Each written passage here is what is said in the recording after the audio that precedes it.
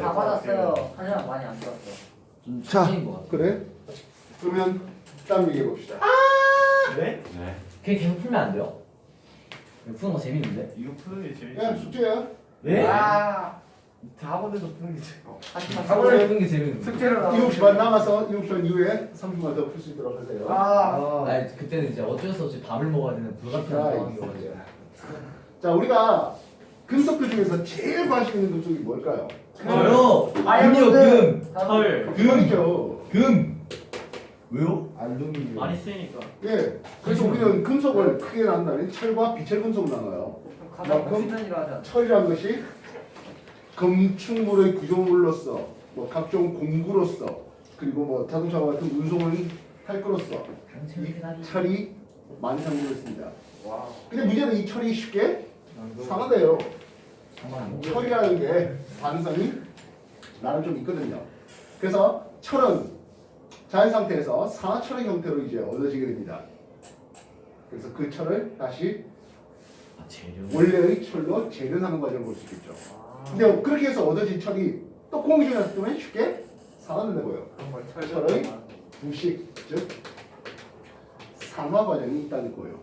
이 철의 부식 산화 과정, 참고로 발열반일까요? 흑열반일까요? 발열. 네, 발열이죠.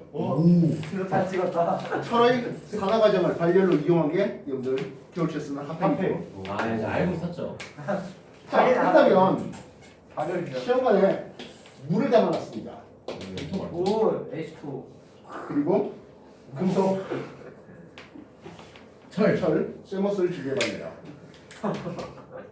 자, 세모스 이렇게 준비해봤습니다. 그럼 이거는 산소도 있고 그리고 그냥 뭐 지. 물도 있는 상태예요.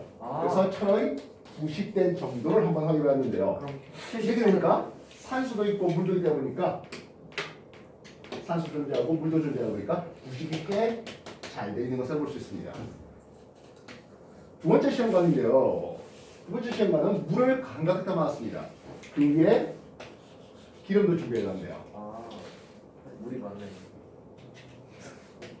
근데 이 물은 끓여 식힌 물이에요. 아, 끓여서 식히다 보니까 이 안에는 산소가 없어. 없어요.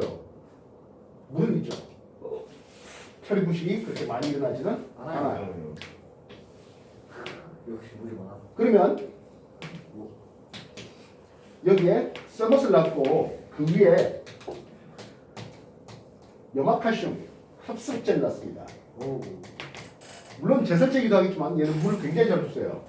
그럼 얘는 산소는 있는데 물은 없어요. 그랬더니 약간만 부식이 일어난 것을 볼 수 있습니다. 그러면 이걸 통해서 우리가 확인할 수 있는 것은 물과 산소가 같이 있을 때 철의 부식이 좀 더 활발하게 잘 일어난다고 쓸 수 있겠죠. 그럼 아싸리 기름 속에 다 담아놨습니다. 다시 말하면 산소도 없고 물도 없어요. 녹이 안 썰어요. 안 쓰여요 있습니다. 우리는 철의 부식을 촉진시키고 싶습니까? 억제시키고 싶습니까? 네. 억제하고 싶죠. 물론 아까 말했던 핫팩. 핫팩 같은 경우는 철의 부식을 오히려 오, 촉진시켰던 부분이 되겠습니다만은요. 리액션 해주는데 진짜. 이랬어? 네. 그러면 얘는 소금물이에요. 소금물.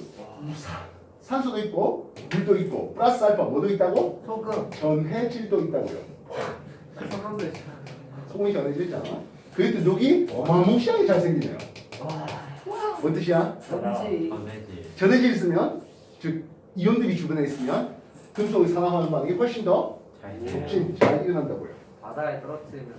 그래서 바닷물 속에 여러 가지 철로 만든 것들은 금방 부식되겠죠. 와. 철문화. 이해했어? 얘는 모르면 그러네. 배는 그러면. 그래서 철의 부식을 억제하기 위해서 어떤 방법을 사용하겠습니까? 근데 첫 번째, 산소와 물의 접근을 막아요. 차단시키겠습니다. 페인트 칠을 할 수 있겠죠. 오, 그래서 제가 기름칠을 할 수 있겠네요. 맞아요. 그리고 다른 금속으로 도금시킬 수 있겠네요. 와, 맞아요. 반응성 도철 안 돼요. 작은 금속으로 도금. 네. 불이 금. 아이언. 금. 아니 그건 너무 비싸잖아. 그럼 백금으로 해. 그러니까 뭐 구리도금, 은도금, 백금도금 그리고 뭐 금도금 이런 것들을 쓸 수가 있을 것이라고요. 이래서 네. 도금하는 방법으로 소개될 수 있겠습니다. 자, 그렇다면 이번에 이렇게 한번 준비해봤습니다. 물도 있고 산소도 있는 상황이네요. 네. 여기다가 마그네슘을 걸어놨어요. 마그네슘 철보다 뭐해? 반응성이 커요. 크죠. 그랬더니 얘는 독이 안 쓸어요. 말씀은. 잘 쓰더라고요. 안 쓸잖아요. 도대체 어떤 일이 벌어진 겁니까? 근데 마그네슘이라는 놈이 자기가 반응성이 더 크잖아. 네. 자, 마그네슘이 썼어요. 먼저 산화되고 있죠. 아니요. 반응성이 큰 금속이 내가 먼저 산화될게. 너 철 가만히 있어라고 하게 되겠습니다. 마그네슘이 먼저 산화된다. 희생금속 이걸 우리는 음극화 모호라는 이름을 씁니다. 예, 두 번째가 음극화 모호의 방법입니다. 철보다 반응성이 큰 마그네슘이나 아이언을 부착해서 얘네들이가 먼저 산화되고 철이 부식을 막아주겠죠. 물론 얘를 주기적으로 교체해 줘야 되는 단점이 있겠습니다만은 알겠습니까? 네. 그러면 얘네들도 있고 이번에는 구리를 감아놨어요. 구리는 철보다 반응성이 더 작아요. 작죠. 이제 반대로 철이 야 내가 먼저 산화될게 해버리는 거죠. 이때 오히려 철의 부식이 촉진될 수 있어요. 이래서 이건 음과보가 아니에요 하겠습니다. 이래서 예. 마지막 세 번째는 철에다가 니켈, 크로미움, 망가니즈 등등등을 집어넣어서 그렇죠. 스테인리스 강을 만드는 거죠. 스테인리스 강으로 합금을 만드는 거죠. 근데 이 합금을 하니까 내 부식성도 좋아지고 또한 강도도 좋아져요. 요 비율에 따라서 스테인리스 강의 종류가 꽤 다양하게 나눠지게 됩니다. 이래서 그래서 철의 부식 방법에 대해서 부식을 막는 방법에 대한 내용을 소개드리겠습니다. 정리하세요.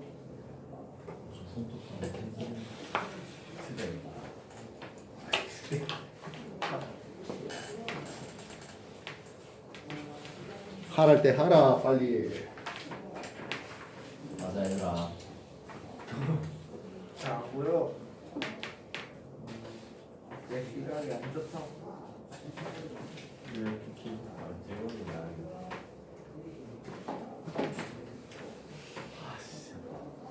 안 먹어도 보느라.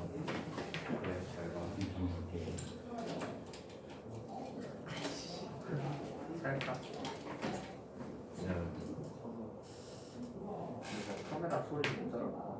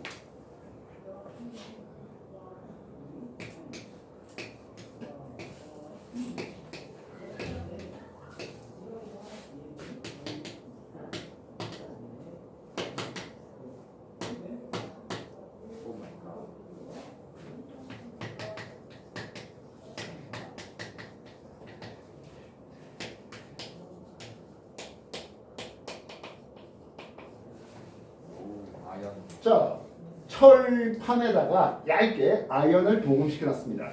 아연 도금 강판을 우리는 함석이라는 이름으로 써요. 반면 철에다가 출석을 얇게 도금시켰습니다. 이건 우리는 양철이라는 이름을 씁니다. 양철. 양철 냄비. 아 양철 냄비구나. 그러네. 양철. 양철로고. 그래서 이 아이언은 맨 처음에는 위에 탄산 아이언이라는 산화 피막이 있어서 일단 막아주고 있었습니다. 그러다가 흠집이 생겨버렸어요 하겠습니다. 주변에 물이라든지 산소라든지 이런 것들이 들어오겠죠. 이때 어떤 일이 벌어집니까 하면 철이 높아요. 아이언의 반응성이 철보다 더 크죠. 그래서 아이언이 먼저 녹아나오게 됩니다. 응급하고 그렇죠. 아이언이 응급호흡을 해줄 수 있습니다. 그럼 이런 경우에는 함성을 쓰겠다는 것은 이런 흠집이 생길 것을 고려하는 곳에 써야 될까요? 고려하지 않는 곳에 써야 될까요? 고려하고 고려한 곳에 써야 되겠죠. 그래서 공기가 통과하는 덕트라든지 양동이 이런 것들에 사용되고 있습니다. 그렇다면 출석도 공간판 양철은 하겠습니다. 일단 출석의 반응성이 작아서 일단 막아주고 있었습니다. 그런데 만약에 흠집이 생긴다면 하겠네요. 이때 어떤 일이 벌어진다? 철이 녹슬어요. 왜? 오히려 이제 철이 먼저 녹아달라고 합니다. 이것도 모르고 철 맛은 피맛도입니다. 그럼 이거는 찌그러지고 흠집이 생길 것을 고려한 곳에 써야 될까요? 그렇지 못한 것에 써야 될까요? 그렇지 못한 거. 그렇지 못한 것에 쓰죠. 그래서 철로 만든 캔, 깡통이죠. 네, 그런 데가 사용되고 있는 게 양철이에요. 근데 이제 그 양철 안에 뭘 담아놓습니까 하면 과일 통조림이라든지 뭐 산성을 띠는 음료수들 담아놓죠. 네. 그게 찌그러지면 어떤 일이 벌어진다고요? 철이 녹아 나오고 피만 돌아요. 오. 피만 나는 콜라를 마실 수도 있다는 거죠. 뱀파이어 주면 되겠다. 이해했어요? 철의 부식에 대한 내용들이었습니다. 정리하세요. 네. 정리할 때 해라. 네.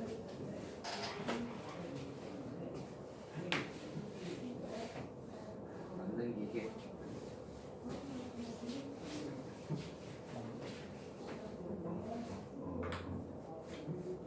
소금물이 영어로 뭐야? salt water.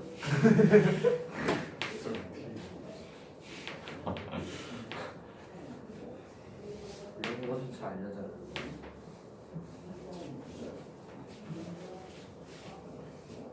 진짜 궁금해. 한성이었던데? 한성. 함석. 아니 성. 물석의 석. 한석이에요. 예, 함석. 나비. 아니 말할 때 뭐 듣다고 이러냐. 너나 집중하자. 집중하는데. 자녀가 자지 마. 앉아. 지마. 생각이 안 되지. 이 새끼도 무슨 생각하는 거야?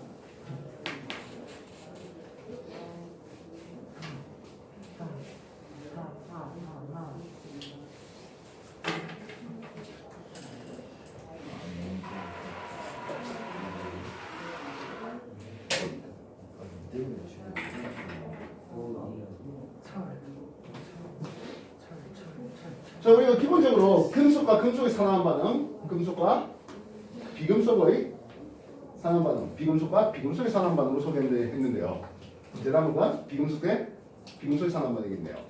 비금속에서 관심 많이 가지고 있는 것은 아무래도 17조 할로젠이에요. 플로린, 염소, 브로민, 그리고 아이오딘. 물론 그 밑에 아스타틴이라도 하는 게 있겠습니다만요. 얘네들은 기본적으로 이원자 분자를 만들면 F2, Cl2, Br2 그리고 I2 이렇게 이원자 분자 물론 단위 결합하고 있죠. 네. 상온에서의 색깔과 상태를 우리가 반드시 기억하고 있어야 되는데요. 플로린과 염소는 상온에서 기체 상태입니다. 브로민은 액체 상태고 아이오딘은 고체 상태인데요. 색깔 좀 알고 있어야 된다 했죠. 플로린 색깔은 뭐예요? 파란색. 없어요. 밤 황색 기체죠. 저게 뭐야? 담이요?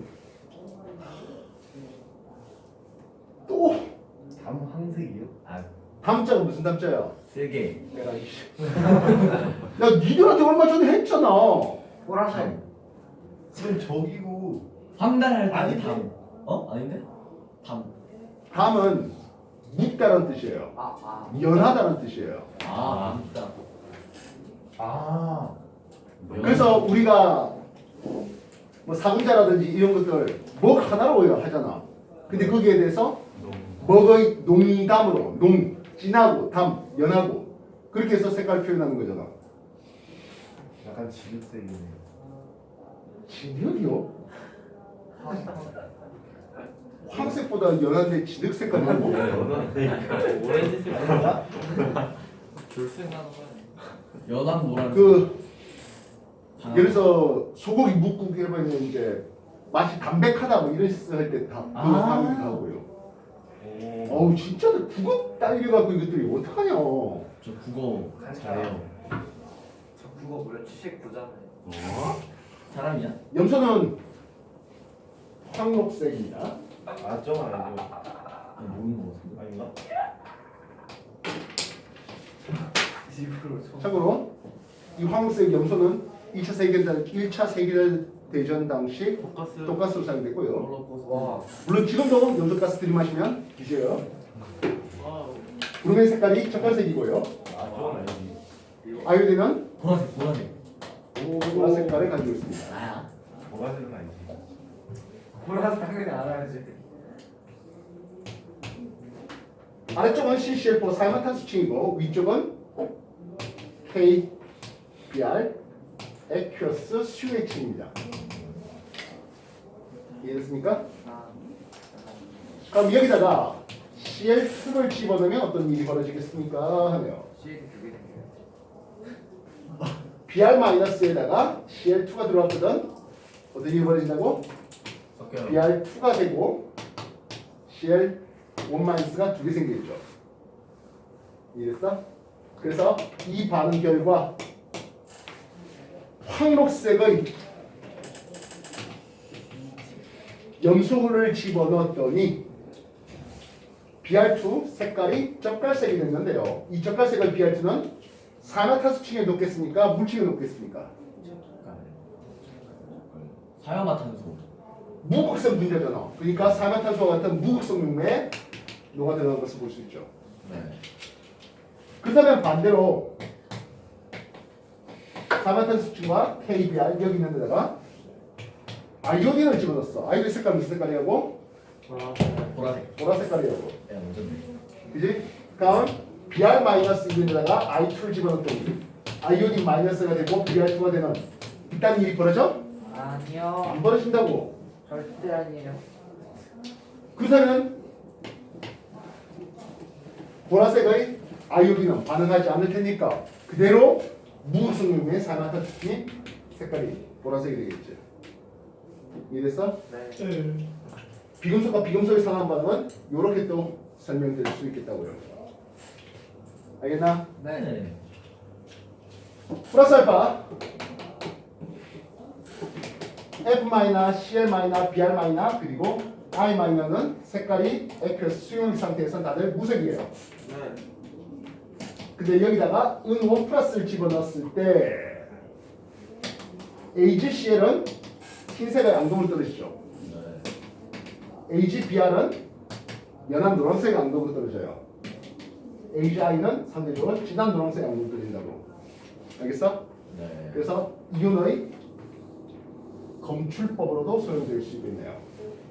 알겠습니까?